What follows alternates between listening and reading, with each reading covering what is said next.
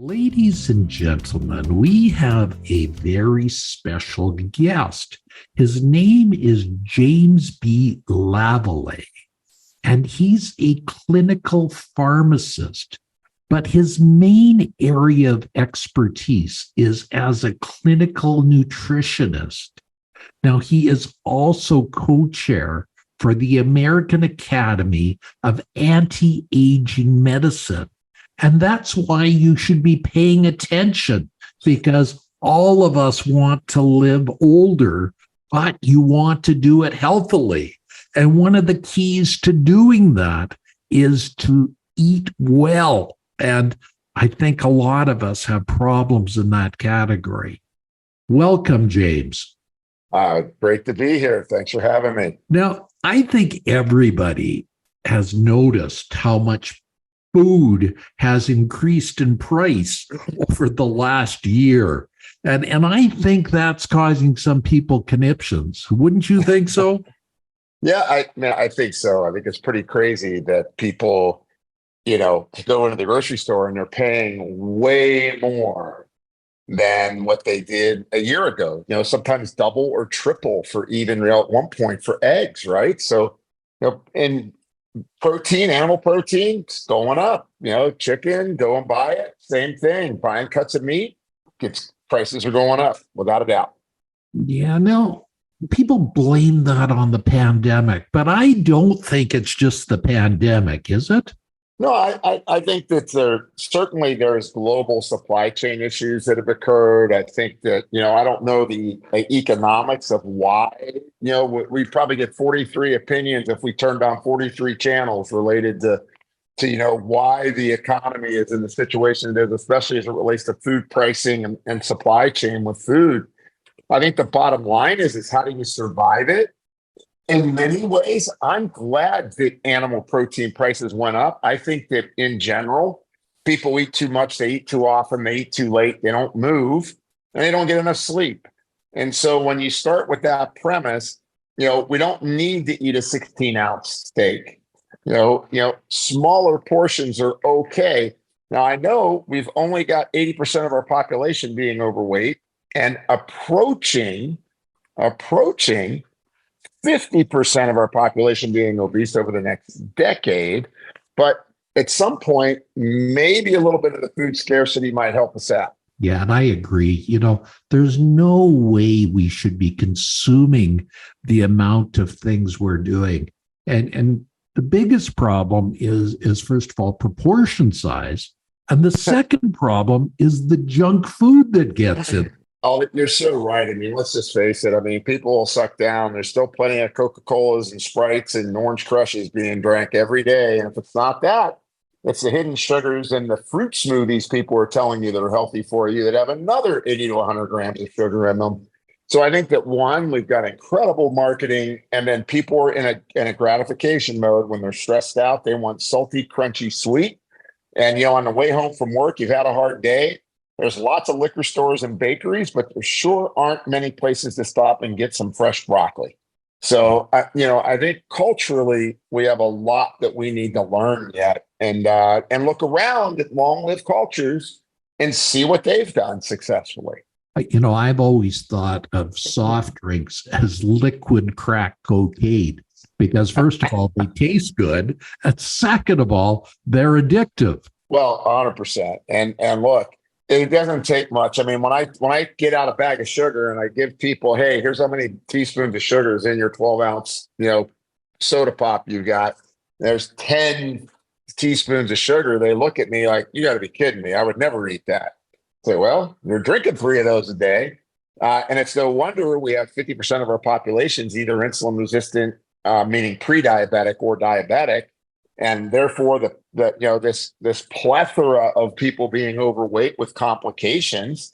So it's, people need to start to look at, well, if I really want to live long, if I really want to have a great health span, how am I going to do that? Well, the first step, there's no way to get around it. I wish there was. I wish we had a magic pill. I've been doing this work for 40 years. I turned 63 2 days ago. So I've been doing this work a long time, and I have not found the pill that lets me eat whatever I want. No, and I've also been intrigued with the fact that these so-called diet soft drinks, etc., have done nothing for the obesity epidemic that's going on. Yeah, well, I mean, certainly there's some evidence that it may even contribute to weight gain because you still hit that sweet button on the palate, which then signals the pancreas to maybe have an effect on release of insulin. But I mean, more importantly, the obesity epidemic. Let's face it. The average person plowing a field in the late 1800s, they ate about the equivalent of a meal and a half a day of the calories that we have. So, when I did weight loss research on folks, they would say, "Oh, I only eat about 2,000 calories a day." Then we would do a diet, review on them, and they were doing 4,000 calories a day. So double what they thought they were eating. And even at 2,000 calories, if you're sitting around all day and you have to get in your car to get to the mailbox, you don't want to have to walk down the end of your driveway. You're not going to need a lot of calories. And in general, people get under a lot of stress and they want to get home and love on that Lay's potato chip bag. I want to hug it and love it. And I'm going to eat it until I have to lick my finger to get the last salt out of it. And that's the way it rolls, right? And so we have to teach, what do you want? If you want comfort gratification to eat whatever you want, you're going to have to deal with the fact you're not going to be well. You're probably going to end up with heart disease and diabetes. Or do you want to live long? And do you want to really enjoy your life as you're aging? And that's why the blue zones are so important, right? You got all these different cultures where they ate less animal meat. And I'm not vegan, I'm not vegetarian. I like animal protein. I've just learned over the last 30 plus years. First 10 years, I was lifting a lot of weights and trying to get big. So I was still eating a lot of protein that way. But I learned you don't need to eat as much animal protein as you think. And I also learned you got to eat way more plant foods than maybe you were taught in your home, because most people were meat, potatoes, and maybe one veggie. And, lunch was a sandwich and breakfast is a bowl of cereal, right? There's no plant food in there. And those become really important. Some fruit, not a lot. Don't overdo the grains because we're not active enough to eat a lot of grains here in our culture. That's the big difference. Is I can't go to Greece and say, wow, they eat grains. Well, yeah, they walk about up and down about 600 steps a day. So, that's how you have to kind of play it out and really start to look at what you're doing. And I think, people don't realize, but grains were introduced because people were working hard jobs. So they needed more in the way of stuff to hold them over for the day. So, if you're working in the field 8 hours a day, you need all that bread and you need all that pasta to get through the things that you were doing. But, That's right. When you're not working in the field, lifting bales and doing all the heavy work, you probably don't need as much of it. Yeah, I would just absolutely agree. And I hate to agree with you on that because I'm Italian, right? I mean, I never met pasta that I didn't like, right? I mean, I'm a dyed in the blood Italian on food, right? My father was a world famous chef, and so, but it's really true that you don't need to eat that. If you're not getting an hour of walking in a day and you're not working in manual labor, take a look at yourself. How much are you eating and how big is your waist? If your waist is getting big and you're not moving a lot, it's going to tell you, one of the two things are going to have to give. You're going to have to start getting way more physical, get more exercise, get more activity, maybe become a concrete worker or a brick mason. You can carry that stuff all day, right? Or you're going to have to cut down that food. And then people ask about, well, how do I get quality food? Well, one of the big ones, you can eat frozen vegetables. That's a way to get the price down. I mean, a lot of people worried about buying fresh and it spoils, especially if you're alone. So if you're alone, buying a lot of fresh produce can be hard. So you can augment that by really having a kind of bags of good fresh vegetables. They pick them at optimal ripeness. They flash freeze them. It keeps the nutrients in them. Yeah, you suffer a little bit on the, it's going to be a little bit more, I don't want to say soggy, but it's not as firm. But at the same time, at a great price, You can get even organic frozen vegetables that'll give you multiple servings and you don't have to worry about them spoiling. So I think that's a big plus for people that can really help them. Yeah, and I really like the fact that grocery stores now give salads in smaller proportions, so you don't have to buy a head of lettuce to do it. I also like the fact, that people are getting smarter and they eat their salads first before they eat the rest. That's exactly right. And I really encourage people, get a nice salad in. I mean, at home, you can have a nice collection of things to put on your salad. You can include pumpkin seeds. You can include walnuts. You can include things that'll be very nutritious. It'll be very filling. And then that way, when you go to your main meal, hey, I don't need that 8 ounces of chicken. I can get by on, say 1/2 of a chicken breast instead of having to eat 2.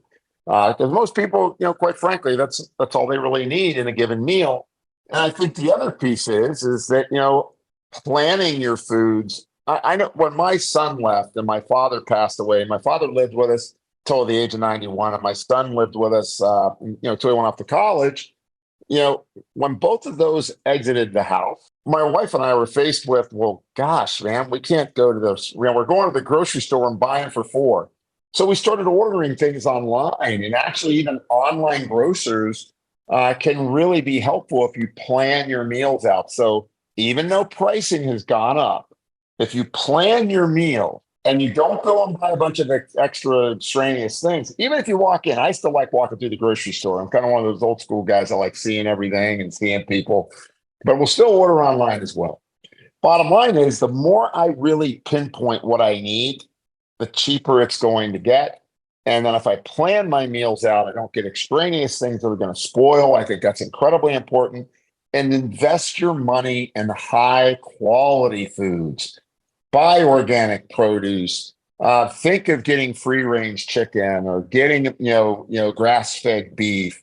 Look for quality, not as much quantity.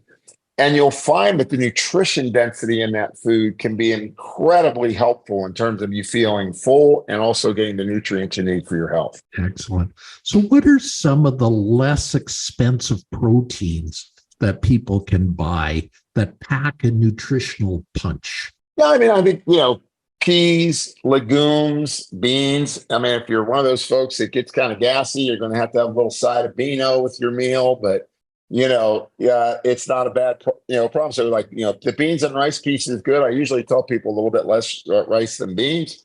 Look, you can get good cans of tuna. Like if I go and buy 6 cans of a, low mercury, wild caught tuna that's in the canisters, few bucks, you can make, enough, you have enough tuna for a couple people. Obviously, chicken's still a great value. Lean pork is still a great value. Certain fish like cod isn't particularly expensive, but, really good protein value. Some people just are averse to fish, but that's too bad.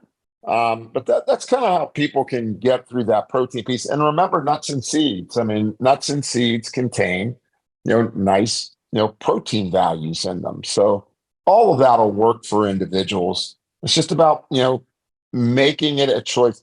You can't have nachos and chicken wings and pizza every day as your main menu, right? You gotta get out there and expand your palate a little bit. And I think it's okay to tell people that you can have some of those things, but in moderation. And that's the key. It shouldn't be a total abandonment, but be careful and use it as a special treat instead of a mainstay meal. Yeah, I absolutely agree. Like, I by no means tell people, oh, you could never have a piece of cake or a dessert again, or they never eat nachos again. Shoot, I love nachos. I just can't eat them that often, or I gain weight. And but I sure do like them every once in a while. But it really becomes, what is your lifestyle? Eating should be a lifestyle. You're not on a diet. You're on a lifestyle that promotes your health. And you can enjoy everything, but enjoy those things, as you said, in moderation. And I think taking certain nutrients, for example, aged garlic extract, if I had to think of a supplement that somebody would take, aged garlic extract fantastic because say you're short on your diet. Hey, I'm not doing everything I should be doing. I look at the data on the over 900 publications on aged garlic extract and how it improves blood vessel tone. So your blood pressure goes down and it reverses vulnerable plaque in your arteries and, helps with glucose regulation. And, it has so many benefits, regulates, really helping to make healthy cholesterol for you versus the unhealthy cholesterol. It's not just about LDL cholesterol, it's about the fractions in that LDL and whether it's good for you or bad. Taking something as a supplement to your diet that kind of, I think, gives a little bit of grace to the fact that you're not going to you may fall short because you're busy or you're on the road. I really like it because the number one thing that's still killing people is heart disease. The more we can keep your blood pressure down, the more we can keep your arteries from plaquing, the more we can keep your lipids being friendly. That's going to be a big plus in addition to improving your diet. So I love aged garlic extract because of that. Yeah, and I think people don't realize how much of a problem heart disease and the related arterial disease is. Because not only do we have heart disease and heart attacks, we still have a lot of strokes and cardiovascular disease. And all of these are from plaques and buildup of plaques. And then when those plaques occur, we get the sequelae, the things that come out from them. 100%. That's exactly right. I think people don't understand that. First of all, you can be genetically more predisposed to creating plaques. So you have to account for that. If you may not be able to eat as much saturated fat if you're a certain, I call it an ApoE genotype. So there's ApoE through 3, 3, 4, 4, 4. If you're a 3, 4 or a 4, 4, you can only eat 25 grams of saturated fat a day, or you're going to increase your risk of dementia and heart disease fourfold. Now, that's a big increase. And so once you start plaquing, you're triggering what's called metaflammation, right? Metabolic inflammation leads to aging. And those are terms that are in the medical literature. I wish I made them up, right? But they're in the literature as metabolic inflammation and inflammatory aging. So what do we do to reduce that? Look, I know it sounds stupid, but it's eat better, move more, get more sleep, and then deal with specific consequences of your chemistry. Am I under stress? Have I had environmental burden? Where have I had any kind of exposure or stressors in my life that could trigger, that plaque burden? All of this makes so much sense, but common sense is not that common. Oh, well, I always live by the old saying, new ideas don't get accepted, old people die. And so I think of diet still being a new idea 40 years later after I started getting into this work, back when the cardiologists were saying, it doesn't matter what you eat, you're either going to get heart disease or you're not. And we still get to that point where there's a lot of people that don't understand how to eat, what to eat, what's right for them. What it takes. We're not plowing the fields anymore, right? The work just isn't that stressful for most people, and therefore, we're still eating as if we're going to go, build a house. And other than those construction workers, and a lot of them have a lot of power tools now that make it a lot easier. They're building whole walls at a time, and now they just have to put up one wall at a time instead of having to build it brick by brick. I think you're absolutely right that, common sense, and most people won't change just honestly, right? I've been doing this work 40 years with patients. I've seen a lot of patients over the years. Most people are motivated by fear, and that fear is that, oh, I just got sick. Now you're telling me I'm really in trouble. Okay, now I'm going to catch up.